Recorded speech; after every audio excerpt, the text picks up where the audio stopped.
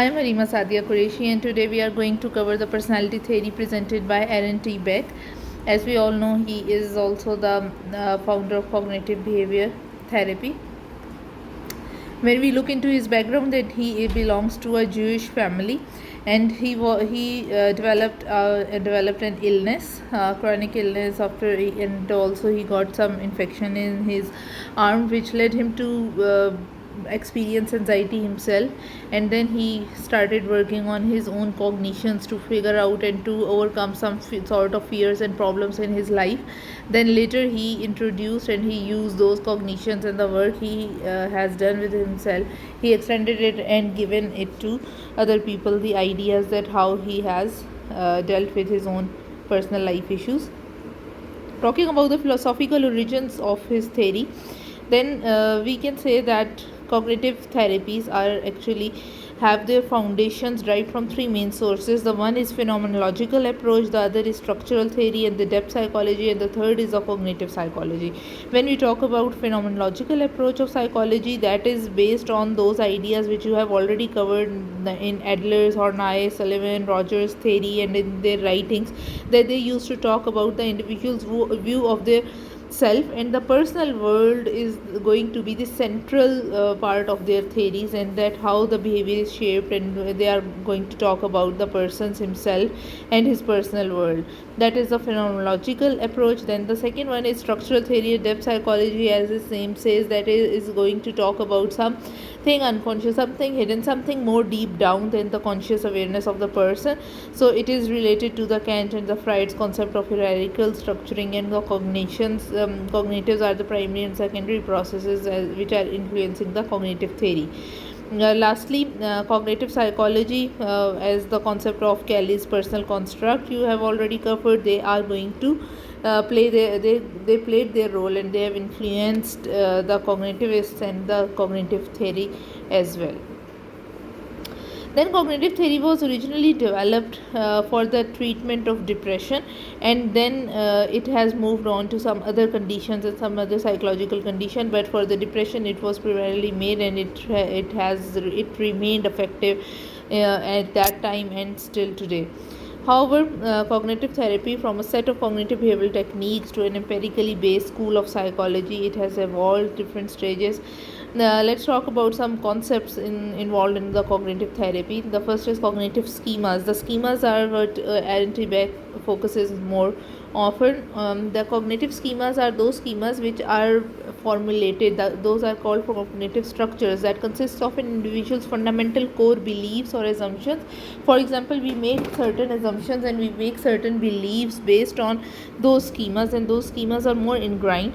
And as stated here, that before birth our biology and chemistry program us, but these schemas are more of the psychological, and they variate on the basis of our environment and by our interaction with that. So we can say that schemas are developed very much early in the person's life through personal experiences, and when he is going to relate to other person, or when he is interacting in the social situation. So schemas are formulated. For example, if someone says that I am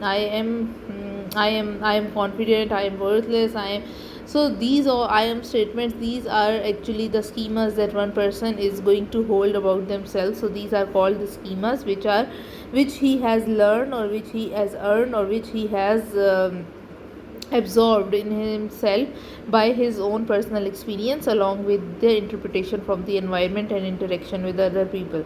So schemas could be adaptive and they could be maladaptive as well. They could be general and they could be specific as well. So the behavioral and emotional patterns, we can say in short that these are the behavioral and emotional patterns that makes up anyone's personality. Therefore they are derived from the individual's rules about life and belief about the self.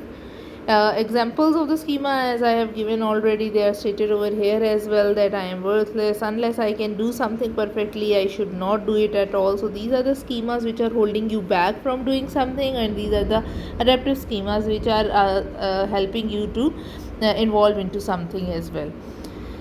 Then Beck's cognitive theory, the root of many psychological problems does not lie deep in the unconscious, but it lies in the problems of thinking pattern nearer to the conscious awareness.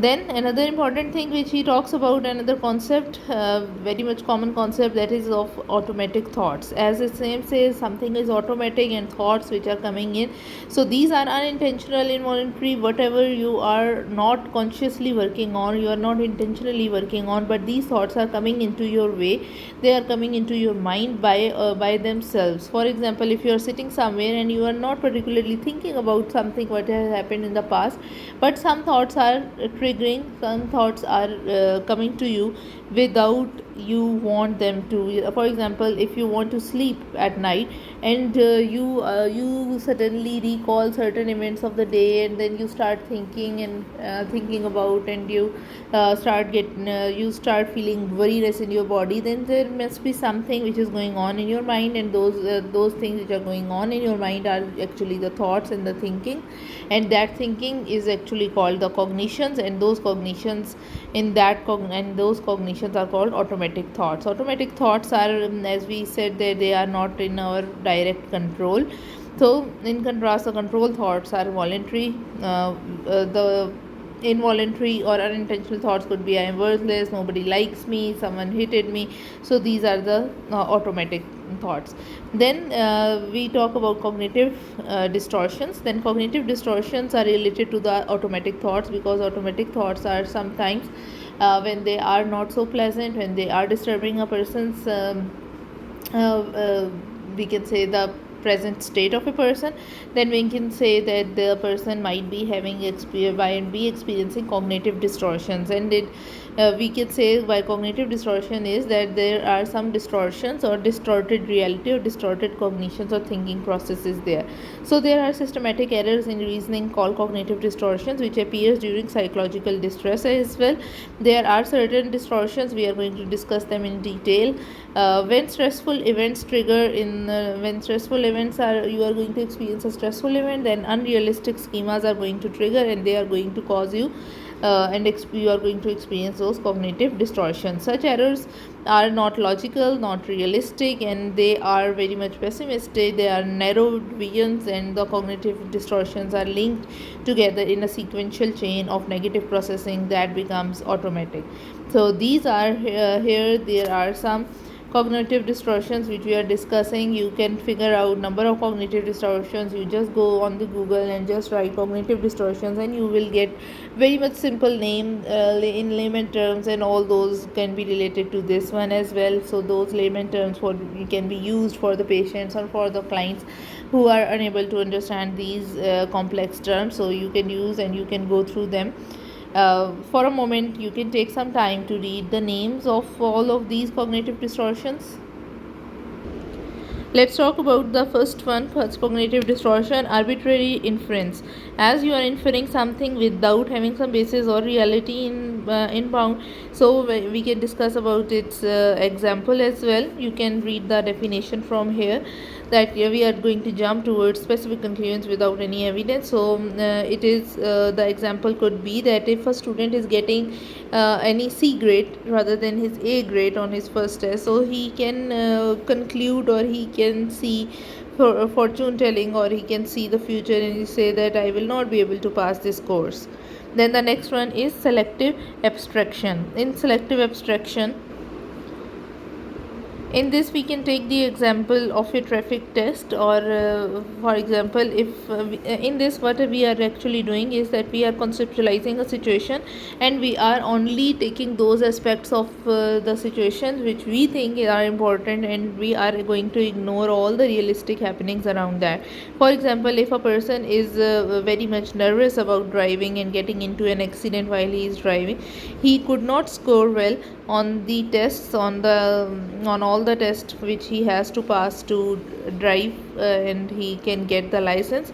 So if he is going to fail on all the tests based on those morning news which are confirming that driving is a dangerous activity, so he is ignoring all the realistic and possible explanation, all the other possible explanations, but focusing on something which he is conceptualizing is more important, or is affecting him. The next one is overgeneralization. As its name says, in overgeneralization, we are generally overly applying one or two incidents, and we are applying those incidents to the overall overall situations and overall life events as well.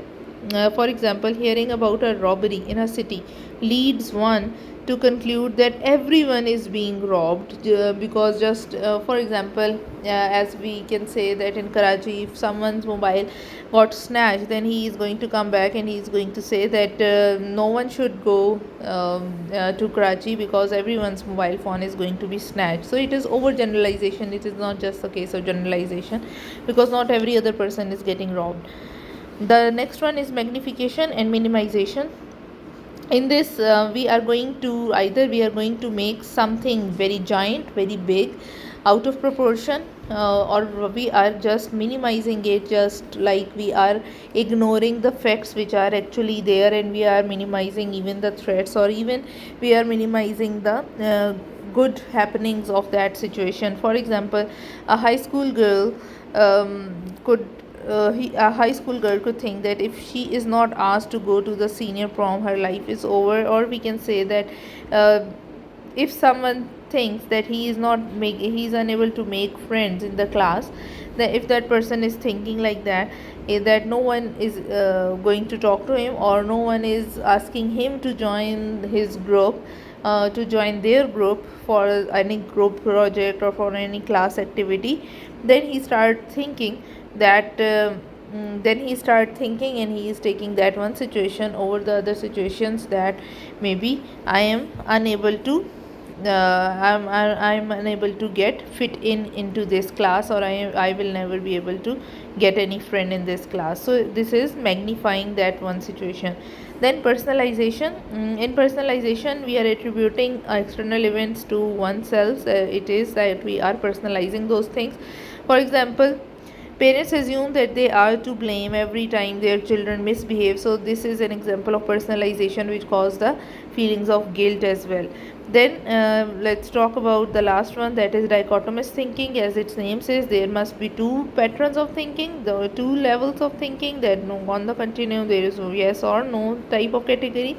Then in this we can say that a person sees his or her performance on a task as either a complete success or a total failure. For example, if he has passed on the test and he got 4 marks out of 10 marks, and he is presuming that I have just completely failed the test, no matter he is not able to understand that he got 4% or 40% of the test was right, or he only lost the 60% of the test. So either he is seeing his situation as a complete success or a complete failure.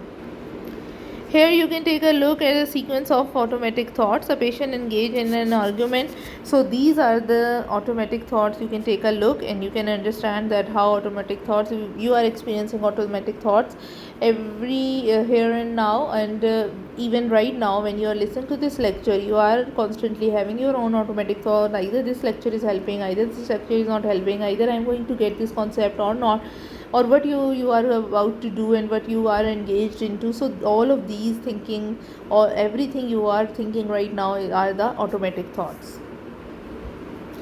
Then you can also maintain your own automatic thought diary, which will help you to understand that which are the situations will make you think like that, and what are those thinking going to lead towards what type of feelings and what type of cognitive distortions are there, and are they actually rational or not rational.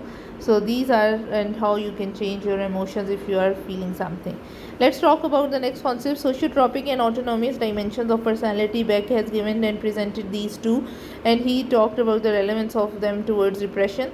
In sociotropic dimension, we can talk about the interpersonal relationship, that how one person is going to interact with another person, how much relationship he is going to have, and how much what level of closure and nurturance he is going to have with another person. The autonomous dimension is going to characterize everything about one's own self. Autonomous is something free and something related to one's own self, that is self-imposed obligation, self-determination. All these are the culprit for causing someone to feel depression as well. Now let's talk about the most important and the most interesting concept of Beck's theory, that is cognitive triad. And according to Beck, the depressed individual has negative view of them and themselves, of in the world and the future. So just make sure you understand, you see the picture and you just understand what this is and what it is showing. This picture is depicting the cognitive triad, and by cognitive triad, Beck is actually formulating these three areas. You can just focus on these three areas. The globe is representing the world, the negative views about the world. The emoji itself is showing the negative views about one's own self. And the third thing is fortune telling, something that you are looking it into the glass, that what in the future is going to happen. So this is called the cognitive triad. The person is going to have a negative view of the world about himself, and he is going to have a negative view about the future. So these are the three things which makes up cognitive triad. And the increased dependency is often observed in depressed patients, reflects the view of the self as incompetent and overestimation of the difficulty of normal life tasks. Indecisiveness is similarly reflected in their beliefs about that they themselves are incapable.